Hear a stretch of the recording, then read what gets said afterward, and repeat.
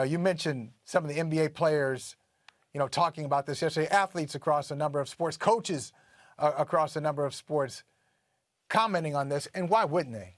I mean, it's an issue. I keep saying it's an issue of democracy if you care about democracy. If you don't care about democracy, you'll take a side and you'll find a way to break this down along racial lines or to break this down along political lines. But that's not it.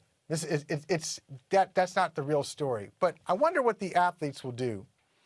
Because it's interesting, with George Floyd, 8 minutes and 46 seconds. Everybody saw that on video. And you could say this is unacceptable. You could say Black Lives Matter. And you wouldn't have to prove, not to be cynical here, but you don't necessarily have to prove what your intentions are or how authentic you are with that. If you see this video and you say this video is unacceptable, we should not be dealing with this in the United States, Black Lives Matter, you could keep going without that declaration I asked for earlier. But now you must declare, because if you look at what Daniel Cameron did yesterday and how he hid behind a law that is unjust and pretty much threw up his hands and said, there's nothing I could do. Right, it is what it is, right. Now it's very difficult. There are a lot of NBA owners who are donors to the Republican Party. And there are a lot of Republicans who don't think this is an issue. So now you've got to choose. You've got to make a decision. You've got LeBron James and Jaylen Brown and George Hill and Fred VanVleet coming at you saying, okay, I need your help right now. I need your help. I need you to exercise the power that you have in that realm. Can you help us? Because now you can't hide. If you don't help them, you've already said where you stand.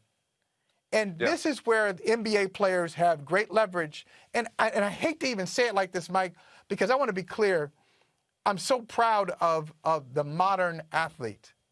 The modern athlete has gone far above any other athlete of any other generation right now with their activism and their thoughtfulness and continuing to use the platform that they have. More than before, I was going to say athletes, but beyond athletes, who else is doing this? Are actors across the board doing what NBA players are doing? Are musicians? And not to say they're required to, but I'm just pointing out that athletes, we're looking at athletes to see how they respond, and that's almost backwards. I'm glad they're doing it, but they weren't hired to do. They weren't hired to do this, but they're doing it anyway. Right. The people you hired to do this are not doing it. It's not just athletes. It's not just entertainers. No. Hold on. Let's stay with that. Let's unpack that for a second, because I know, I'm venting. Where I'm expressing my anger, I'm expressing my frustration.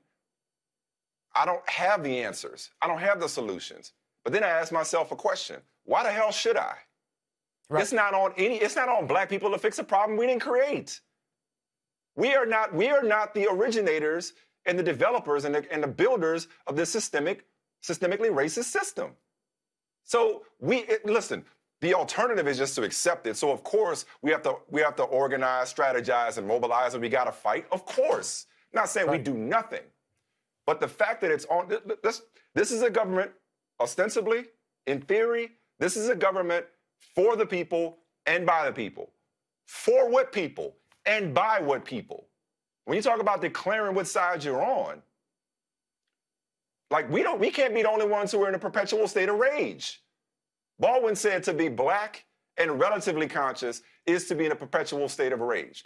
Why are, for the most part, and the beautiful thing about these protests since George Floyd's murder, you've seen a coalition come together. It's been a beautiful thing. There seems to be an awakening, a desire for a reckoning, not a true reckoning, but an awakening and an activation among, more of a diverse people than you've seen in recent years.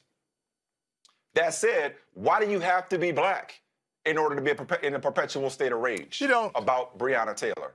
You don't. You don't. You don't. You don't. You don't. We didn't create this problem. So to look to athletes, to look to any black people to come up with solutions and answers to this, we need help. We've been saying this. We need help. You're right. You're right. We know we didn't create the problem. And that's true. What you're saying is true. But it's not even that deep. It's not even that deep. You're living in a country. You're living in a country. Someone was murdered at midnight in her house, and no one was held accountable for that murder. Now, if you think you've got to be black to be angry at that, I don't know what kind of hell of democracy is that? Is that a democracy? Like, are you alive? Are you awake? Are you perceiving? Because that has nothing to do with race. That has nothing to do with politics. Your awareness of that.